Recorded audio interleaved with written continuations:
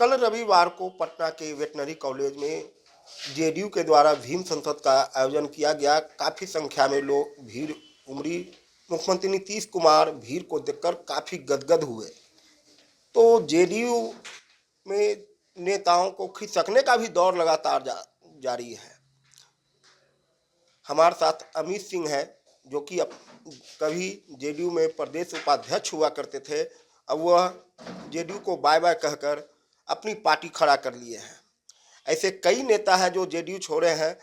हम पहले अमित जी से जानेंगे। अभी तो नीतीश जी भीम संसद का आयोजन के काफ़ी खुश थे, लेकिन उनकी पार्टी से लगातार आप काफ़ी कर्मठ नेता रहे थे। नहीं, देखिए, इसमें हर व्यक्ति का अपना अपना लक्ष्य होता है और अपनी अपनी राजनीति करने की दशा होती है।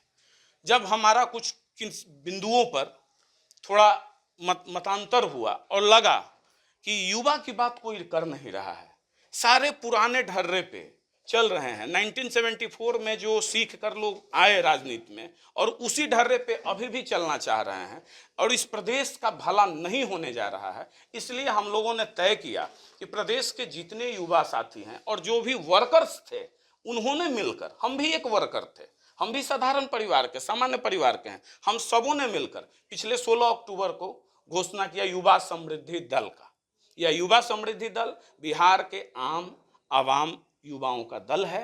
इसमें आने वाले वक्त में यह एक नई विधा और नई पटकथा प्रदेश के अंदर लिखेगी। बिहार और यूपी जातिगत राजनीति के आधार पर चलती है, इसे कोई बदल नहीं सकता है जी। और कल जो नीतीश जी ने जो कार्यक्रम किया या तो बीजेपी करती है, जो जातिगत राजनीति हो रही, ऐसे में आप जो युवा तो किसी धर्म जी बताते हैं। आपको याद है, आप तो जरूर देखे होंगे, हम तो देखे नहीं हैं। हमारा देश गुलाम था। 1600 ईस्वी में ईस्ट इंडिया कंपनी हिंदुस्तान में आई थी और उस वक्त से लेकर न जाने कितने आक्रांता इस देश में आए। कोई यह नहीं सोचा होगा कि देश आक्रांताओं के बाद अंग्रेजों का गुलाम हो गया, यह गुलामी से भी बाहर निकलेगा। लेकिन यह देश आजाद हुआ ना, तो अब यही हिंदुस्तान युवाओं का हिंदुस्तान है, जहां 75% युवा हैं इस देश में।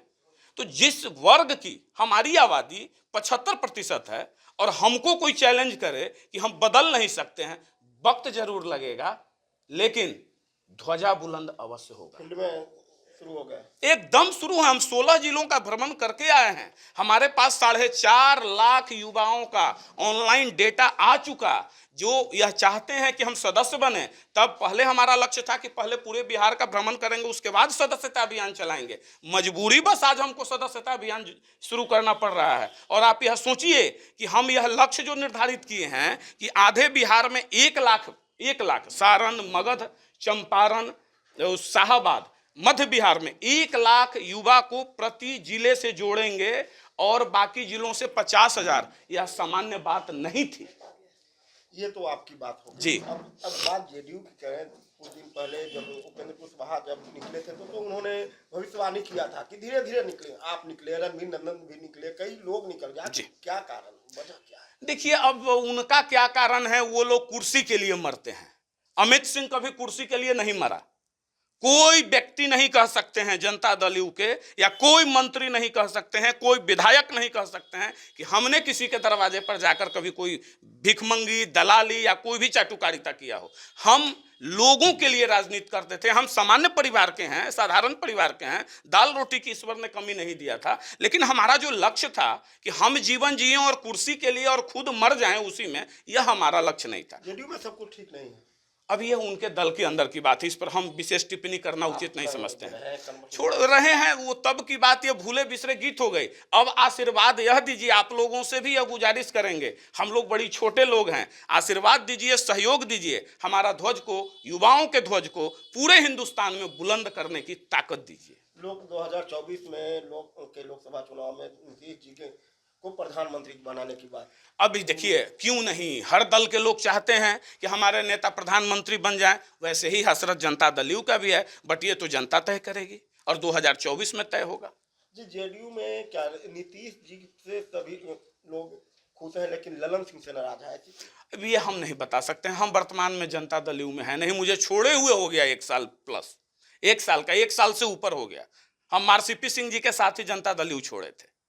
उसके बाद से हम जनता दल यू की तरफ नहीं गए। अब जनता दल यू में क्या संगठनात्मक बदलाव हो रहा है, क्यों लोग असंतुष्ट हैं कि संतुष्ट हैं या क्या है, हमसे बेहतर आप जानते होंगे। असंतुष्ट तो आप भी होंगे, तब तो नहीं, हम असंतुष्ट कुछ बिंदुओं पर थे। युवाओं के हित की बात नहीं होती थी, अभी भी टिकट की बात चलती थी, अभी भी बोर्ड आयोग निगम की बात होती थी, तो सिर्फ वही पुराने लोगों की बात होती थी। और 75% हमारा है और 75% हिस्सेदारी। हम ऐसा नहीं कर रहे हैं कि अभिभावकों को मत दीजिए, लेकिन जितनी उनकी भागी हिस्सेदारी है उतनी ही दीजिए ना, जितनी उनकी आबादी है। हमारा 75 है तो युवाओं को 75 मिलना चाहिए था, लेकिन यह सुनने वाला कोई नहीं था। ये जो आरक्षण जो बढ़ा है, क्या लगता है कारगर हो? आज ही जानकारी मिल रही कि एक याचिका दायर किया गया है। नहीं, वो कुछ भी करे, हम ये इस चीज के खिलाफ हैं। याचिका क्यों दायर हुआ? हम तो यह मांग करते हैं कि 75 को 85 कर दीजिए, लेकिन हाँ यह तय कीजिए कि कितने दिनों में बिहार निकल पाएगा गरीबी से बाहर, कितने दिन में। अब तत्काल तो जो दिख रहा है कि जिस बिहार में ऑन एवरेज मात्र 61% लोग ही साक्षर हैं, 40% लगभग लोग निरक्षर हैं, तो वही 61% लोग ना इस 75% का लाभ लेंगे। तो पहले यह तय कर दीजिए कि नए लोगों को इसका लाभ मिले, उस 61% को नहीं लाभ मिले।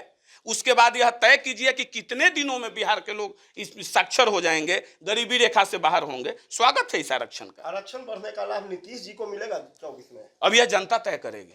ये ना अमित सिंह तय कर सकते हैं ना आप तय कर सकते हैं, यह तो जनता तय करेगी। तो ये अमित सिंह है जो कि अपनी पार्टी युवा समृद्धि दल तो बना लिया, लेकिन कभी जेडीयू में काफ़ी कर्मठ नेता के रूप में रहे थे और आरसीपी सिंह गुट के माने जाते हैं।